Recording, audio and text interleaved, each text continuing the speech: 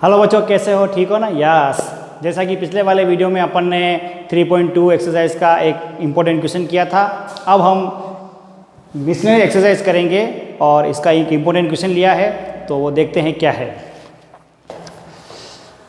एक मैट्रिक्स दे रखी है जिसके एलिमेंट है 2 1 1 -1 0 2 0 1 3। अब इस ए मैट्रिक्स से आपको ये चार जो दे रखे हैं अलग अलग, ये आपको प्रूव करके बताना है। पहला बताना है कि इसी ए मैट्रिक्स का ट्रांसपोज ए आना चाहिए, ये आपको प्रूव करना है। दूसरा, ए मैट्रिक्स और उसका ट्रांसपोज एटी, इन दोनों का सम एक सिमेट्रिक मैट्रिक्स होती है। फिर इन दोनों का माइनस स्क्यू सिमेट्रिक मैट्रिक्स होती है। ये आपको दोनों सेकंड और थर्ड में ये प्रूव करना है। चौथे वाले में ए मैट्रिक्स और उसके ट्रांसपोज का प्रोडक्ट, फिर उसी का उल्टा कि मैट्रिक्स का ट्रांसपोज और वही मैट्रिक्स, इसका प्रोडक्ट सिमेट्रिक मैट्रिक्स होता है। तो मैंने आपको जब हम 3.2 एक्सरसाइज पढ़ाई थी, उससे पहले जो बेसिक बताया था, उस बेसिक में मैंने आपको सिमेट्रिक मैट्रिक्स क्या होता है और स्क्यू सिमेट्रिक मैट्रिक्स क्या होती है, ये मैंने आपको बताया था। एक बार मैं आपको वापस बता देता हूँ। सिमेट्रिक मैट्रिक्स वो मैट्रिक्स है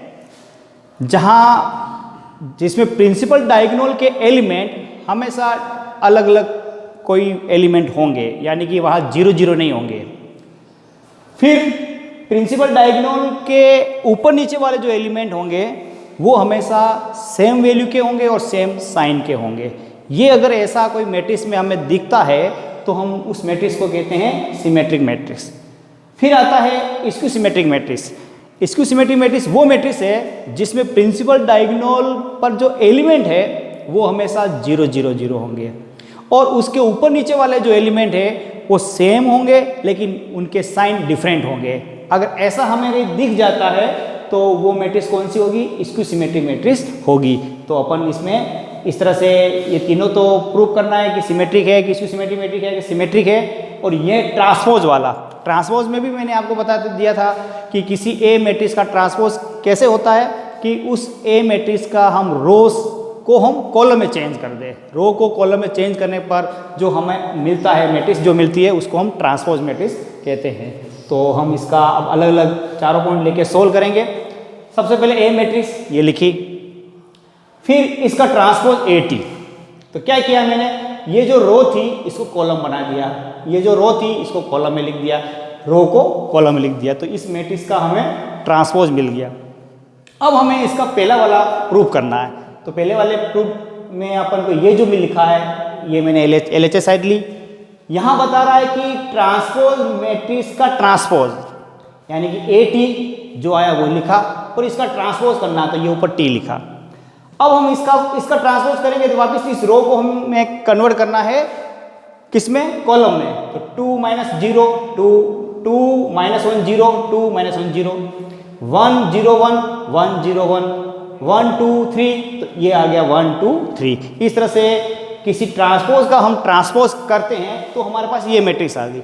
अब ये मैट्रिक्स जब आप देखोगे, सोल्व करने के बाद देखोगे तो ये मैट्रिक्स आपको वापिस यही ए मिलती है। देखो, इसका मतलब ये हुआ है कि कोई मैट्रिक्स ए है, उसका ट्रांसपोज किया तो उस ए मैट्रिक्स के ट्रांसपोज का ट्रांसपोज जो करते हैं तो वापिस वही ए मैट्रिक्स हमें मिलती है। ये आपका पहला वाला जो प्रूफ करना था ये प्रूफ हो गया। अब हमें सेकंड वाला प्रूफ करना है कि ए मैट्रिक्स और उसका ट्रांसपोज जो है वो सिमेट्रिक मैट्रिक्स है। तो सबसे पहले ये वैल्यू LHS साइड लिखेंगे, ए की मैट्रिक्स यहाँ लिखा, ए ट्रांसपोज की मैट्रिक्स यहाँ लिखेंगे। अब बीच में प्लस लिख रखा है तो हम दोनों मैट्रिक्स को हम ऐड करेंगे। तो ऐड करने का प्रोसेस मैंने बताया कि इनके कॉरस्पॉन्डिंग एलिमेंट को हम ऐड करके लिखते हैं। जैसे 2 + 2 ये लिखा हुआ है, 1 - 1 इस तरह से ये 1 0 ये लिखा हुआ है, -1 + 1 करेंगे ये लिखा हुआ है, 0 में 0 ऐड करेंगे ये लिखा हुआ है, 2 + 1 ये लिखा है, 0 में 1 ऐड करेंगे तो 0 + 1, 1 में 2 ऐड करेंगे तो 1 + 2, 3 में 3 ऐड करेंगे तो 3 + 3। जब हम इसको सोल्व करते हैं तो ये तो हो जाएगा 4, ये 0 हो जाएगा, ये 1 हो जाएगा, ये 0 ये 0 ये 3 ये 1 3 और ये 6 हो जाएगा। अब ये जो मैट्रिक्स है ये, अब आपको यहाँ देखना है क्या ये सिमेट्रिक मैट्रिक्स है या नहीं है। तो आप इसकी प्रॉपर्टीज़ के अकॉर्डिंग मैंने बताया था कि प्रिंसिपल डायगोनल, ये प्रिंसिपल डायगोनल, इसके ये एलिमेंट आते हैं। अब मैंने कहा कि प्रिंसिपल डायगोनल के एलिमेंट कुछ न कुछ होंगे, यानी कि अलग अलग होंगे। तो आप देख सकते हैं 4, 0, 6 अलग अलग हैं। अब इस प्रिंसिपल डायगोनल के ऊपर नीचे वाले जो एलिमेंट है वो हमेशा इक्वल होंगे और सेम साइन के होंगे।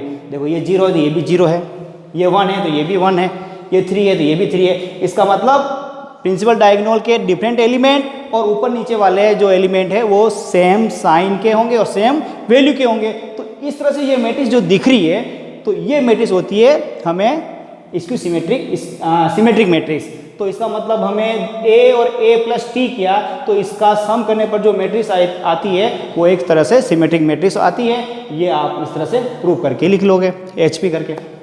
फिर आपका आया थर्ड पॉइंट, दोनों को अब यहाँ माइनस करना। माइनस वाला आपको बताना है कि इसकी सिमेट्रिक मैट्रिक्स है, तो हम a लिखेंगे, फिर इसका ट्रांसपोज यहाँ लिखेंगे और माइनस है तो माइनस लगाएंगे। अब इसके कॉरस्पॉन्डिंग एलिमेंट आपस में लेके माइनस करते हैं। 2 - 2, 1 -1 तो +1 हो जाएगा, 1 - 0 -1 -1, 0 -0, 2 -1, 0 -1 और 1 -2 और 3 -3। अब हम इसको सोल्व करेंगे तो 0 2 1 -2 0 1 -1 -1 0 आएगी। अब आप ये देखोगे ये मेरी ऐसी है जिसमें प्रिंसिपल डायगोनल के ऑल एलिमेंट देखते हो आप, यहाँ क्या है 0 0 है।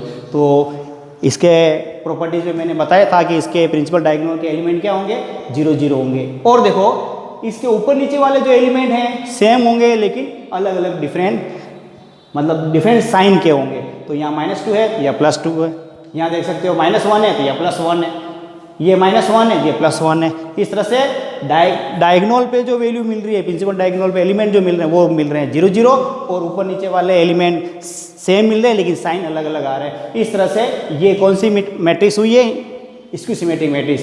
तो a - a ट्रांसपोज का हम सब्स्टिट्यूट करके लिखते हैं तो कौन सी मैट्रिक्स आती है, इसकी सिमेट्रिक मैट्रिक्स आती है। ये अपना प्रूफ हो गया। अब आपका चौथा वाला पॉइंट, इसमें लिखा है कि a और at का प्रोडक्ट।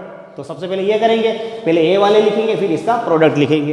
फिर हम प्रोडक्ट का वही प्रोसेस, इसका रो लिया इसको कॉलम लेंगे, इसका रो इसका कॉलम, इसका रो इसका कॉलम। फिर सेकंड वाले में भी इस तरह से लिखेंगे तो इस तरह से ये एलिमेंट आएंगे। फिर हम इसको ऐड करेंगे तो ये हो जाएगा 6, ये -2 + 2 0 हो जाएगा, ये आपका 4 हो जाएगा, ये -2 2 0 हो जाएगा, ये 5 हो जाएगा, ये 6, ये 4, ये 6 और ये 10 हो जाएगा। अब ये जो मैट्रिक्स आई है इस मैट्रिक्स को आप देख सकते हैं, प्रिंसिपल डायगोनल के एलिमेंट डिफरेंट वाले दिख रहे हैं, इसका मतलब वो इस सिमेट्रिक मैट्रिक्स में होते ही हैं।